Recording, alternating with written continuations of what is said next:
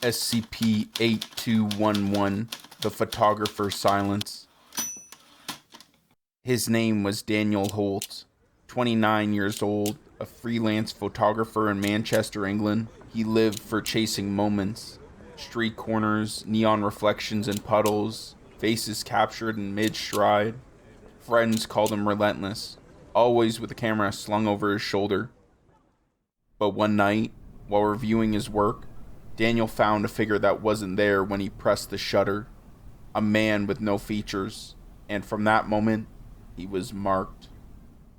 At first, he thought it was a camera glitch, a blur, but the faceless figure appeared again and again at the edge of a crowd, reflected faintly in shop windows, standing motionless in the background of empty alleys he swore had been clear.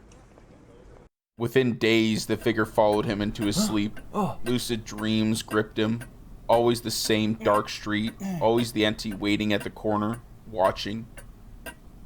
He would wake with his heart racing, drenched in sweat, certain that if he had stayed asleep a moment longer, it would have stepped closer.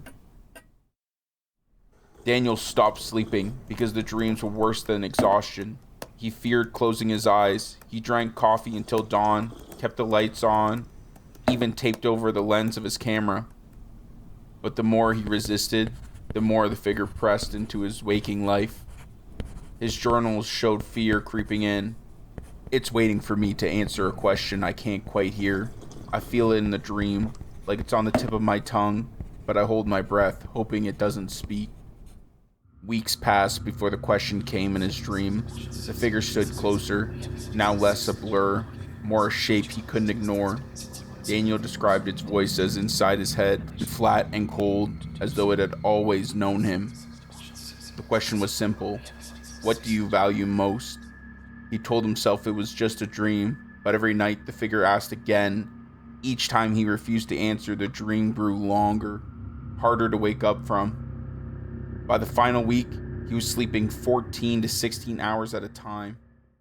Daniel's body was found on April 4th, collapsed at his desk, his computer screen still displaying dozens of photographs, every one of them containing the same blank face positioned somewhere in the frame.